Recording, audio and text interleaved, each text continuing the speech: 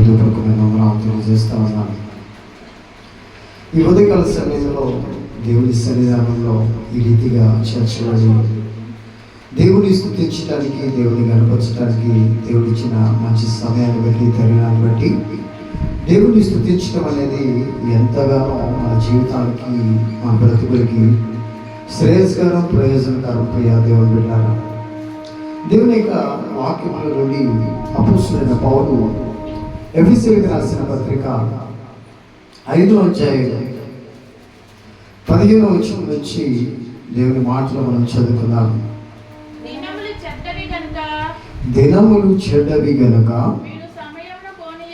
మీరు సమయమును పోనీయక సద్వినియోగము చేసుకొనొచ్చు, అజ్ఞానుల వలె కాక జ్ఞానుల వలె నడుచుకున్నట్లు జాగ్రత్తగా చూచుకొనుడి. ఇందు నిమిత్తం మీరు అవివేకులు కాక ప్రభు యొక్క చిత్తమేమిటో గ్రహించుకొనుడి, మరియు మద్యముతో మత్తులై ఎండుకుడి. దానిలో దుర్వ్యాపారము కలదు, అయితే ఆత్మపూర్ణులై ఉండుడి. చిన్న ప్రార్థన చేసుకొని ఈ వాక్యాన్ని మనం ధ్యానం చేద్దాం.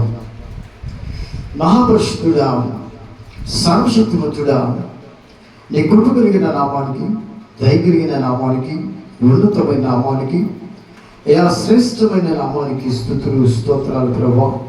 అయా తండ్రి, ఈ ఆదివార దినాన నీ పాద సన్నిధిలో చేరుటకు నిలిచిన కృపను బట్టి, యోగ్యతను బట్టి, ధన్యతను బట్టి స్తోత్రాలు ప్రభువా.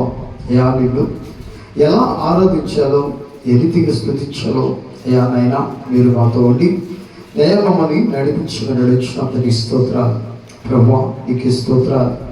ఈ ఆరాధన కార్యక్రమం అంతటి నాయన నీ చేతిలో పెడుతుండగా అయ్యా మీరే అధ్యక్షత వహించి పరిశుద్ధాత్మడ మీరే కార్యాన్ని జరిగించి మీరు మహిమపొందమని నడుచున్నాం తండ్రి. నాయన ఈ లేఖన భాగంలోని వాక్యములు వింటూ ఉండగా వినగలిగిన చెవిని, గ్రహించగలిగిన మనస్సును, వాక్యాన్ని అర్థం చేసుకునే మనస్తత్వాన్ని మీరు మాకు అనుగ్రహించమని, అయా ప్రతిబిడ్డని తండ్రి నాయన ఈ వాక్యములు స్థిరపరిచి అయా నీరు కంటే ఫలింపు చేయమని మా ప్రభురక్షకుడైన యేసే నామములో వెలుగుచు ప్రార్థన చేస్తున్నాము తండ్రి, ఆమేన్.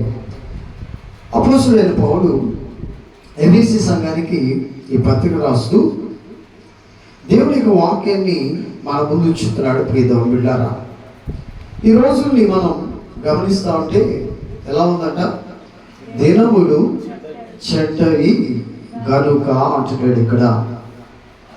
ఈరోజు మనం చూసినట్లయితే దినాలు ఎలా ఉన్నాయంట, చెడ్డగా ఉన్నాయంట. ఎట్లా ఉన్నాయి? దేవుడికి సమయం ఇవ్వాల్సిన మనందరము ఏం చేస్తున్నాం తెలుసా? దేవుడికి సమయాన్ని ఇవ్వకుండా లోకములోనే గడుపుతా ఉన్నాం. లోకములోనే ఎక్కువగా మనం స్నేహం చేస్తా ఉన్నాం లోకాన్ని. ఎందుకంటే యోహాను భక్తుడు చెప్తాడు కదా, లోకములో ఉన్నదంతయు శరీరాశ, నేత్రాశ, జీవపు డమ్మం అని చెప్తున్నాడు. ఈ లోక ఆశల వెంటే మానవుడు పరిగెత్తుతా ఉన్నాడు. ఈ పరిగెత్తుతున్న మానవుడిని గురించి మాటలు రాస్తా ఉన్నాడు. దినములు చెడ్డవి కనుక. ఈ రోజులు దేవుణ్ణి ఆరాధించవలసిన వ్యక్తి, దేవుణ్ణి గణపరచవలసిన వ్యక్తి, దేవుని పైన ఆనుకోవలసిన వ్యక్తి, దేవుణ్ణి అనుసరించవలసిన వ్యక్తి ఏం చేస్తున్నాడు తెలుసా? దేవునికి దూరం అయిపోతా ఉన్నాడు. దేవునికి మహిమ తీసుకురావాల్సిన మనందరం, రక్షించబడిన మనం, ఆయన బిడ్డలుగా మార్చబడిన మనం అందరూ బాధ్యత ఏంటో తెలుసా? మనం ఏం చేయాలంట? మీరు సమయమును పోనీయక.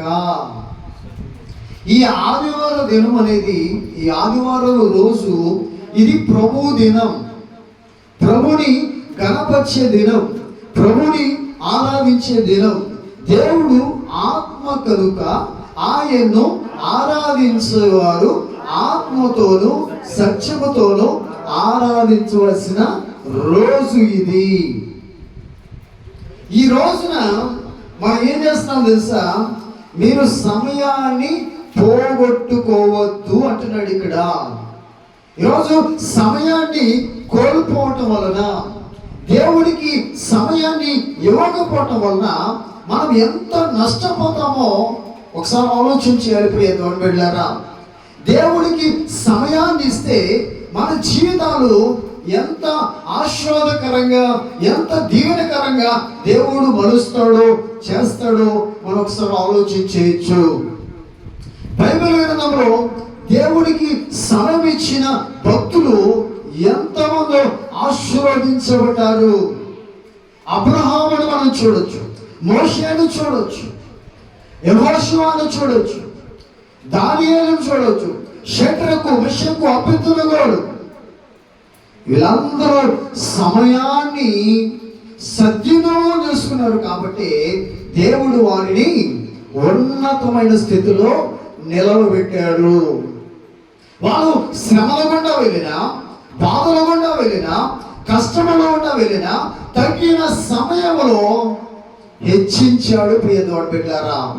ఈ రోజున మనం గమనించినట్లయితే ఈ దినాలలో మనం దేవుడి సన్నిధిలో ఎక్కువగా గడపటం అనేది మనము అలవాటు చేసుకోవాలి.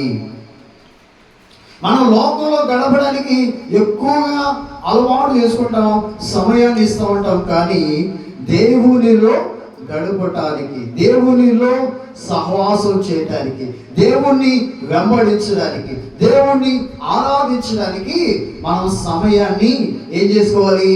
సద్వినియోగం చేసుకోవాలి. ఎందుకంటే వాక్యం సెలవిస్తా ఉంది, సద్వినియోగం చేసుకోవాలి. మనం ఏం చేయాలి? ఆ దీపం ఉండగానే ఇల్లు ఏం చేసుకోవాలి? చక్క పెట్టుకోవాలి. ఇప్పుడు జ్ఞానవంతురాలు ఏం చేస్తుందంట? తన ఇల్లుని కట్టుకుంటుందంట. అంటే సమయానుకూలంగా నడుచుకుంటుంది కాబట్టి, సమయానుకూలంగా ప్రవర్తిస్తుంది కాబట్టి జ్ఞానవంతురాలు తన ఇల్లుని చక్కగా కట్టుకోకూడదు. మూఢురాలైతే ఆమె చేతులతో ఆమె ఆ ఇంటిని కూలదోసుకుంటుందంట. ఈ సమయంలో ఒకసారి ఆలోచించేద్దాం ప్రియ దేవుని బిడ్డలారా. మనము సమయాన్ని సద్వినియోగం చేసుకుంటున్నామా లేదా? దేవుడిచ్చిన సమయాన్ని ఉపయోగించుకుంటున్నామా లేదా అనేది చాలా ప్రాముఖ్యమైనది. ఎందుకంటే పౌలు భక్తుడు చెప్తున్నాడు ఎఫెసీ సంఘానికి, దినాలు ఎలా ఉన్నాయంటే చెడ్డగా ఉన్నాయి అంటున్నాడు. వాక్యం సెలవిస్తా ఉంది కదా, రేపు ఏమి సంభవించునో అది మీకు తెలియదు అంటున్నాడు. ఇక్కడ తెలుసా మీకు? ఎవరైనా ఇక్కడ ఎవరైనా తెలుసా? రేపు ఏం జరుగుతుందో మీకు తెలుసా?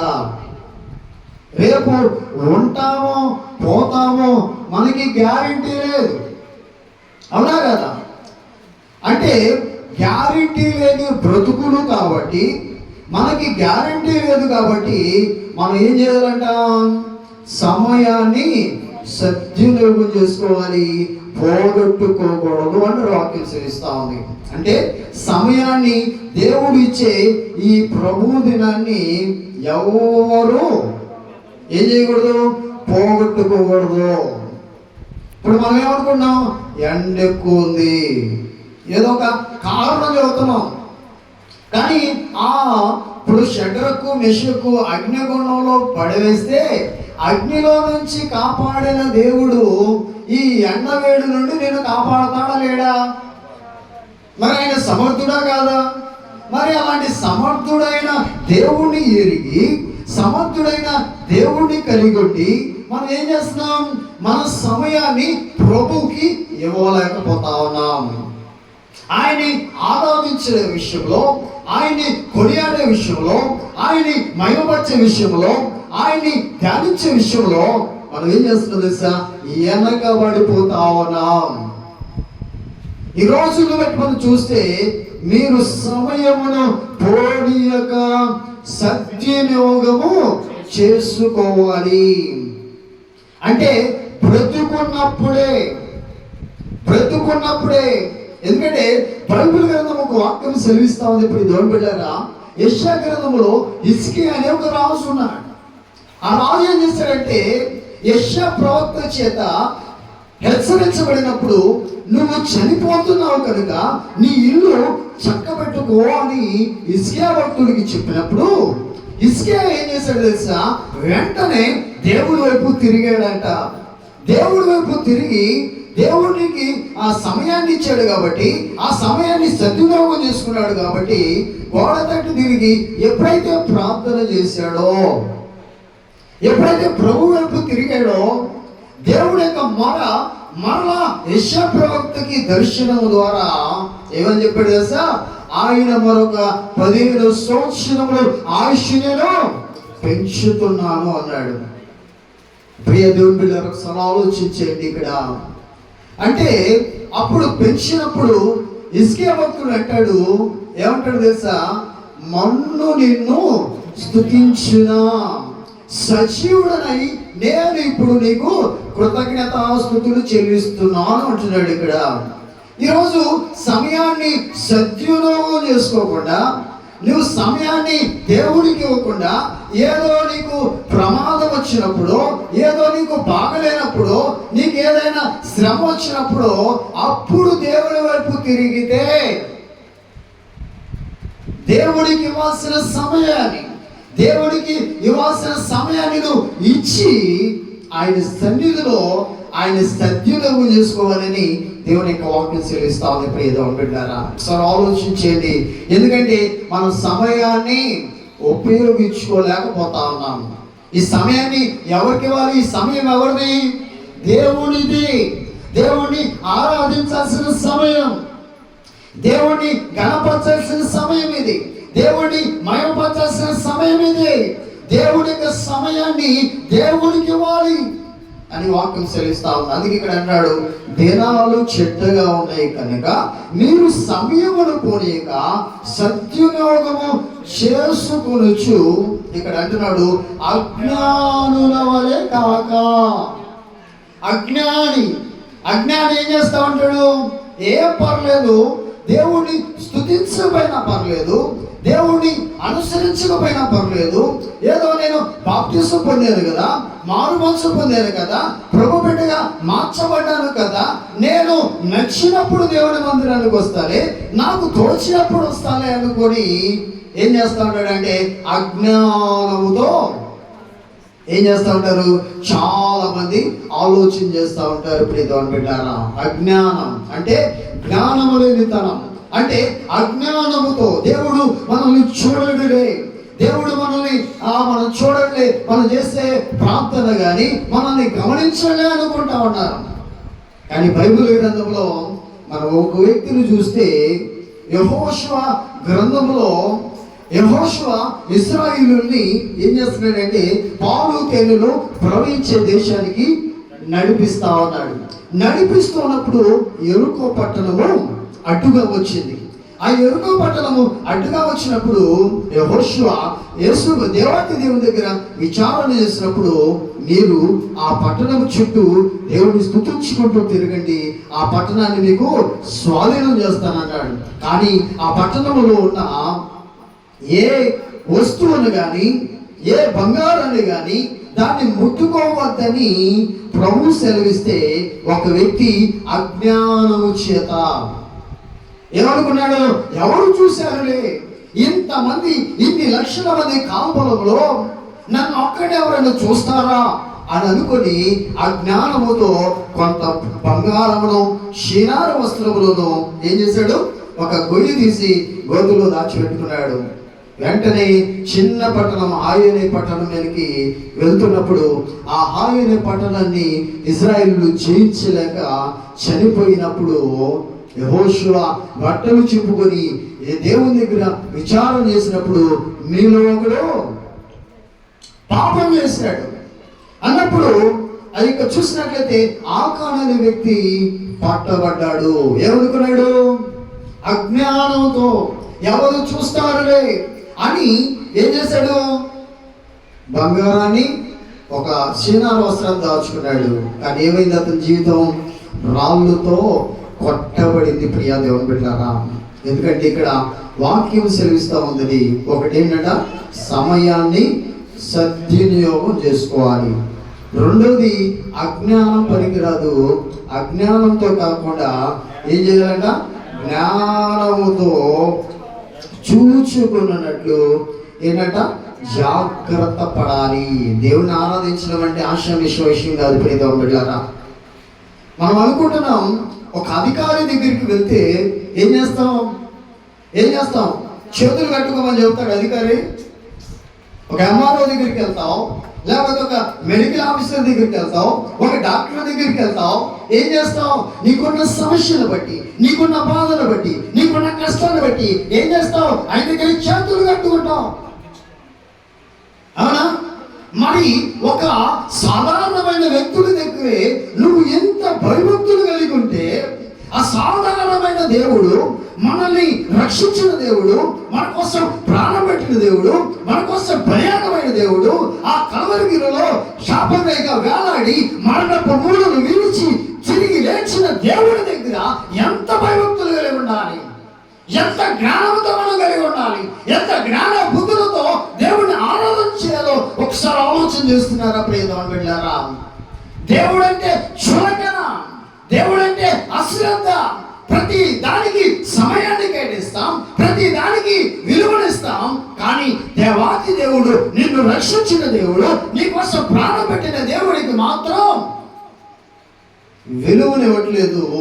జ్ఞానముతో మనిషి ప్రవర్తించట్లా. అందుకే అపోస్తలుడైన పౌలు సెలవిస్తా ఉన్నాడు, దేవాయ్ దినాలు చెడ్డగా ఉన్నాయి. మీరు దేవుడికి వాసిన సమయాన్ని జ్ఞానముతో నడుచుకోవాల్సిన బ్రతుకుని జాగ్రత్తగా ఉండకపోతే ప్రమాదంలో పడతారు. ప్రమాదం పొంచి ఉంది అని వాక్యము సెలవిస్తామని ప్రియమైన బిడ్డలారా, ఆలోచన చేస్తున్నారా? ఒక ప్రభువుని ఆరాధించడానికి మాత్రం మనం మనసును ఇవ్వలేకపోతా ఉన్నాం, మనసును పెట్టలేకపోతా ఉన్నాం. ఎంత విచారకరమైన సంగతి! ఒకసారి ఆలోచించండి ప్రియమైన బిడ్డలారా. అందుకే ఇక్కడ అన్నాడు, అజ్ఞానుల వలె కాక జ్ఞానుల వలె నడుచుకున్నట్లు జాగ్రత్తగా చూచుకొనుడి అని రాస్తూ, ఇందు నిమిత్తము మీరు అవివేకులు కాక. ఏముండకూడదంట? మనం ప్రభువుని ఆరాధించే విషయంలో ఏముండకూడదంట? అవివేకులంగా ఉండకూడదు. అంటే మనం ఎలా ఉండాలంటే, మనం ఎట్లా ఉండాలంటే పూర్ణ హృదయముతో, పూర్ణ భక్తితో దేవుణ్ణి ఆరాధన చేయాలి తప్ప, మనం ఎలా ఉండాలంటే, మన ఆరాధన ఎట్లా ఉండాలంటే అంటే ఆ పిల్లలకు సంబంధించింది ఆటకాయితనంగా. చాలా మంది ఏం చేస్తారు, పిల్లలు ఏం చేస్తారు, ఏ పనులైనా శ్రద్ధ పెట్టరు, శ్రద్ధ ఉంచరు. అలా అశ్రద్ధగా దేవుని పైన మనం అనుకోకూడదు. శ్రద్ధతో ఏం చేయాలి? ప్రభుని అనుసరిస్తూ ఏం చేయాలంట? ప్రభు యొక్క చిత్తం ఏముందో, మరి ప్రభు చిత్తం ఏం చెబుతుందో అది చెయ్యాలి. ప్రభు చిత్తం ఏంటి? దేవుడు ఆయన ఆత్మస్వరూపి, ఆత్మ అయిన దేవుడు. అందుకే ఏం చేస్తుంది సార్? దేవుడు ఆత్మ అని వాక్యం సెలవిస్తూ, చూడండి రోమీయులకు రాసిన పత్రికలో దేవుని యొక్క వాక్యాన్ని 8వ అధ్యాయంలో మనం గమనించినట్లయితే 8వ వచనం చూద్దాం ప్రియమైన బిడ్డలారా. కాగా శరీర స్వభావము గలవారు దేవుని సంతోషపరచ నేరరు. ఎవరంట? ఎవరు సంతోషపడలేరంట? శరీర స్వభావం అంటే శరీర స్వభావం కలిగిన వ్యక్తులు దేవుణ్ణి సంతోషపెట్టలేరంట. ఎవరు సంతోషపెట్టగలరు? ఆత్మ స్వభావం కలిగిన వ్యక్తులు మాత్రమే సంతోషపరచగలరు. కింద వచ్చిన చదువు, దేవుని ఆత్మ మీలో నివసించిన ఎడల మీరు ఆత్మ స్వభావము గలవారే కానీ శరీర స్వభావము గలవారు కారు అంటున్నాడు ఇక్కడ. ఆత్మ స్వభావము కలిగిన వారు ప్రభుని అనుసరిస్తారు, ఆరాధన చేస్తారు. శరీర స్వభావం కలిగిన వాళ్ళు ఏం చేస్తారు? అజ్ఞానంతో ఉంటారు, సమయాన్ని సద్వినియోగం చేసుకోరు. అంటే ప్రభు చిత్తం ఏంటో వాళ్ళు అసలు గ్రహించరు, పరీక్ష చేసుకోరు. అంటే ఆత్మ సంబంధులకి శరీర సంబంధులకి చాలా తేడా ఉంది. అంటే ఈ మధ్యాహ్నకాల సమయంలో నువ్వు ఆత్మ సంబంధివో శరీర సంబంధమో దేవుని యొక్క వాక్యము తేటగా మనకు బోధిస్తా ఉంది అని రాస్తూ కింద వచనాలు మనం చూస్తే అన్నాడు, ఎవడైనను క్రీస్తు ఆత్మ లేని వాడు అయితే వాడు ఆయన వాడు కాడు అంటున్నాడు ఇక్కడ. ఎవరంట?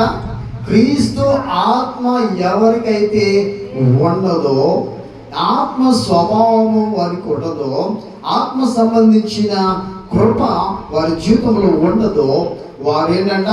ఆయన బిడ్డలు కారు అంటున్నాడు ఇక్కడ. చదవడమ్మా. క్రీస్తు మీలో ఉన్న ఎడల మీ శరీరము పాప విషయమై మృతమైనది కానీ మీ ఆత్మ నీతి విషయమై జీవము కలిగి ఉన్నది అంటున్నాడు ఇక్కడ. క్రీస్తు మనలో నివాసం చేస్తే ఈ శరీరం ఏమంటాం?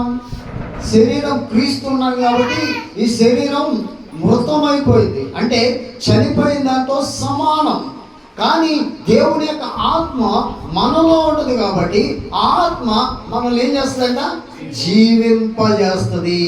ఈరోజు నిన్ను జీవింపజేయాలంటే, నిన్ను బ్రతికించాలంటే, నీకు జీవము కావాలంటే దేవుని మందిరానికి రావాలి, సమయాన్ని సద్వినియోగం చేసుకోవాలి, అజ్ఞానంతో కాకుండా జ్ఞానంతో నడుచుకోవాలి, అవివేకంతో కాకుండా దేవుడి యొక్క చిత్తం ఏంటో పరీక్ష చేసి తెలుసుకోవాలి. ఎలా ప్రభుని ఆరాధన చేయాలో, ప్రభుకి ఎలా మహిమ తీసుకురావాలో, ప్రభుని ఎలా కొనియాడాలో ఆత్మ స్వభావం కలిగిన వ్యక్తికి అర్థమవుతుంది.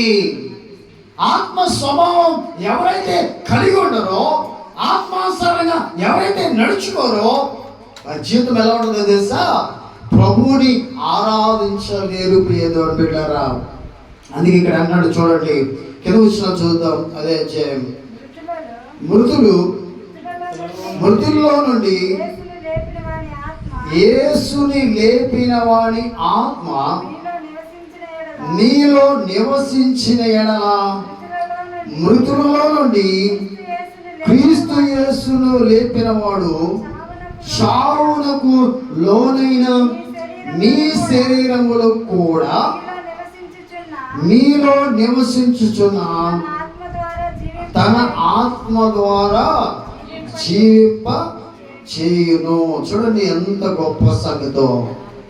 అంటే ప్రభువుని అనుసరించే వారిలో, ప్రభు పైన ఆనుకునే వారి జీవితంలో ప్రభు ఎంతటి గొప్ప కార్యం చేస్తాడో ఈ వాక్యంలో రాస్తా ఉన్నాడు ప్రియదేవుని బిడ్డలారా. అందుకే ఎఫెసీయులకు రాసిన పత్రికలో భక్తుడు రాస్తా ఉన్నాడు, ఏంటంట? దినములు చెడ్డవి కనుక మీరు ఏం చేయకూడదంట? సమయాన్ని పోగొట్టుకోకూడదు. ఒకటి ఏం చేయాలి? సమయాన్ని. ఎందుకంటే మనం ఎన్ని పనులు పెట్టుకున్నా ప్రాముఖ్యంగా ప్రభువుకే మొదటి స్థానం, ప్రథమ స్థానం ఇవ్వాలి. అది నేర్చుకోండి. ఎందుకంటే మన కుటుంబాలు ఆశీర్వదించబడాలంటే, మన పిల్లలు మనకు కలిగిన సమస్తం దీవించబడాలని నువ్వు ఆశపడినట్లయితే, నీ ఆశను ఆయన నెరవేర్చాలంటే మొదటిది ఏం తెలుసా? సమయాన్ని ప్రభువుకి ఇవ్వాలి. ఇస్తేనే మన కుటుంబంలో ఆశీర్వాదాన్ని చూడగలం. రెండవది అజ్ఞానంతో కాకుండా ఏం చేయాలంట? చాలా జ్ఞానముతో దేవుని పట్ల చాలా చక్కగా ప్రవర్తించాలి ప్రియ బిడ్డలారా. మూడవది, అవివేకముతో కాకుండా ఏం చేయాలంట? దేవుని యొక్క చిత్తం ఏంటో గ్రహించాలి. గ్రహించి ఇక్కడ అన్నాడు, మరియు దేవుని చిత్తం ఏంటో పరీక్షించండి, మరియు మద్యముతో మత్తులై ఉండకూడి అంటున్నాడు ఇక్కడ. అంటే మీరు అడగచ్చు, ఏంటంటే మేము మద్యం కొడుతున్నామా అని అనవచ్చు. చూడండి, దశలోనికి రాసిన పత్రికలో రాసిన మొదటి పత్రిక 5వ అధ్యాయము 5వ వచనంలో రాయబడిన మాట, ఎవరైతే రక్షించబడ్డారో వారి గురించి రాస్తున్నాడా? చదవండి. ఎవరంట? మీరందరూ వెలుగు సంబంధులు, పగటి సంబంధులై ఉన్నారు. ఎవరంటే వీళ్ళంతా? ఎవరైతే రక్షించబడ్డారో, ప్రభు బిడ్డలుగా మార్చబడ్డారో, ఆయన స్వరక్తము చేత కడగబడిన వ్యక్తులు ఏమన్నా మద్యముతో మత్తులై ఉండకూడదు అంటున్నాడు. ఇక్కడ రాస్తే ఏమన్నాడు? మీరందరూ వెలుగు సంబంధులను పగటి సంబంధులై ఉన్నారు అని రాస్తూ, మనము రాత్రి వారము కావు, చీకటి వారము కావు, కావున ఇతరుల వలె నిద్రపోక మెలుగుగా ఉండి మత్తులము కాక యుందుము. ఎవరంట మత్తులు ఉండేది? ఎవరు? ప్రభువుని సమయాన్ని సద్వినియోగం చేసుకునేవాళ్ళు, అజ్ఞానంగా ప్రవర్తించేవారు. ఇంకెవరు? అవివేక హృదయముతో దేవుడి యొక్క చిత్తం ఏంటో ఎర్రగని వ్యక్తులు ఎలా ఉంటారంట? మత్తులుగా ఉంటారు. అందుకే ఎఫెసీయులకు రాసిన పత్రికలో అపోస్తలుడైన పౌలు అన్నాడు, మరియు మద్యముతో మత్తులై ఉండకుడి, దానిలో దుర్వ్యాపారము కలదు. మత్తుగా అంటే ఈ లోకంలో నువ్వు ఎలా అంటే ఏం పర్లేదులే, నా జీవనం ఎలా అయినా కొనసాగించవచ్చు, నేను ఎలా అయినా బ్రతకొచ్చు, ఎలా అయినా జీవించవచ్చు అని నువ్వేం చేస్తున్నావు అంటే మత్తుగా ఉన్నావు అనుకోండి. అకస్మాత్తుగా దేవుని యొక్క రాకడ వచ్చినప్పుడు నువ్వు ఎత్తబడకుండా విడవబడితే నీ జీవితం ఏమవుతుందో తెలుసా? శ్రమల పాలవుతుంది. అందుకే ఇక్కడ అన్నాడు, మీరు వెలుగు సంబంధులు కనుక ఏం చేయాలంట? పగటి సంబంధులు అయినారు. మనము రాత్రి వారము కావు, చీకటి వారము కావు, కావున ఇతరుల వలె నిద్రపోక. ఎవరు నిద్రపోకూడదంట? రక్షించబడిన విశ్వాసి, ప్రభుని ఆరాధించే విశ్వాసి, ప్రభు శరీర రక్తాలలో పాలిభ వస్తువులుగా అవుతున్న విశ్వాసులు ఏం చేయాలంట? సమయాన్ని సద్వినియోగం చేసుకోవాలి. రెండవది ఏం చేయాలి? అజ్ఞానంగా ఉండకూడదు, జ్ఞానంగా నడుచుకోవాలి. అవివేకంతో ఉండకూడదు. ఏం చేయాలంట? మనం ఏం చేయాలంట? అంటే జాగ్రత్తగా దేవుని యొక్క చిత్తం ఏంటో పరీక్ష చేసుకోవాలి. అంటే ఆ యొక్క మత్తుగా ఉంటే దాంట్లో ఏముందంట? దుర్వ్యాపారం. అంటే ఆ వ్యాపారం ఈ లోక సంబంధమైన దుష్టుడు ఏం చేస్తాడంటే ఈ లోకములోనికి లాగి నేనేం చేస్తాడంటే ఆ పరలోకానికి చేరనీయకుండా. అందుకే ఇక్కడ అన్నాడు, నిద్ర కావున ఇతరుల వలె నిద్రపోక మెలకుగా ఉండి మత్తులను కాకుండుము. నిద్రపోవారు రాత్రి వేళ నిద్రపోదురు, మత్తుగా ఉండేవారు రాత్రి వేళ మత్తుగా ఉందురు. మనము పగటి వారమై ఉన్నాము కనుక మత్తులమై ఉండక. ఏం కావాలంట? మత్తులమై ఉండక ఏమేం కావాలన్నాడు ఇక్కడ? విశ్వాసము. విశ్వాసం కావాలి. అంటే దేవుడు అంటే నమ్మకం కావాలి. దేవుడు కార్యాన్ని మనం నమ్మాలి. యేసు ప్రభు నా కోసం మరణించాడు, నా కోసం బలియాగమయ్యాడు, నా కోసం ప్రాణం పెట్టాడు. ఆయన్ని అనుసరిస్తాను, ఆయన్ని కొనియాడతాను, ఆయన్ని కీర్తిస్తానని విశ్వాసంతో ముందుకు సాగాలి. ఇంకేమన్నాడు? ప్రేమ అనే కవచం, దేవుని యొక్క ప్రేమలో నిలిచి ఉండటానికి కాచుకొని ఉండాలని వాక్యం సెలవిస్తా ఉంది. యేసు ప్రభు ప్రేమ ఉన్నాడు కాబట్టి, ప్రేమ స్వరూపే అన్నాడు కాబట్టి, ఆయన యొక్క ప్రేమలో ఆయన సన్నిధిలోకి వచ్చి ఆయన ప్రేమ అనే కవచాన్ని మనం పొందుకోవాలి. ఇంకేమన్నాడు? రక్షణ నిరీక్షణను స్థిరస్థానము. నీకు రక్షణ నిరీక్షణ అనే స్థిరస్థానం ఎప్పుడు వస్తుంది? దేవుడి సన్నిధిలో ఉంటే వస్తుందా, బయట ఉంటే వస్తుందా? ఇప్పుడు దేవుని దగ్గరికి వస్తేనే కదా ఆయన రక్షణ, ఆయన కరుణ, ఆయన నీడ, ఆయన కను దృష్టి నీ మీద పడేది. ఆయన సన్నిధికి రాకుండా, ఆయన సన్నిధిలోకి వచ్చి ఆయన్ని పూజ చేయకుండా, ఆయన ఆరాధన చేయకుండా, ఆయన్ని మహిమపరచకుండా మనకి రక్షణ ఉంటుందా? ఒకసారి ఆలోచించేది ప్రియమైన బిడ్డలారా. అందుకే ఎఫెసీయులకు రాసిన గ్రంథకర్త అంటున్నాడు, అందులో దుర్వ్యాపారం కలదు, అయితే ఏం చేయాలంట? ఆత్మ పూర్ణులై ఉండుడి అంటున్నాడు. ఇక్కడ ఆత్మ సంబంధంగా మనం ఉండాలి. అందుకే వాక్యం సెలవిస్తా ఉంది, ఆరాధించడంలో ఒక మాట, ఒక భాగం ఏంటంట?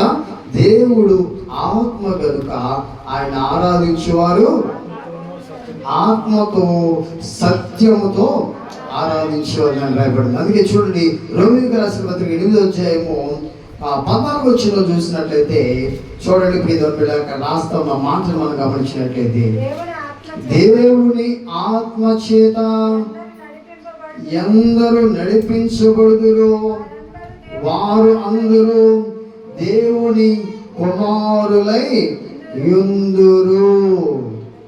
ఏమంటాడు ఇక్కడ? ఆయన కుమారులము కుమార్తెలము అని పిలిపించుకోవాలంటే ఎవరు నడిపించాలంట? అందుకే ఇక్కడ అన్నాడు, సమయాన్ని సద్వినియోగం చేసుకోవాలి. అజ్ఞానం వద్దు, జ్ఞానం కావాలి. అవివేక హృదయం వద్దు. ఏం చేయాలి? జాగ్రత్తగా చూసుకుంటూ దేవుని యొక్క చిత్తం ఏంటో గ్రహించాలి.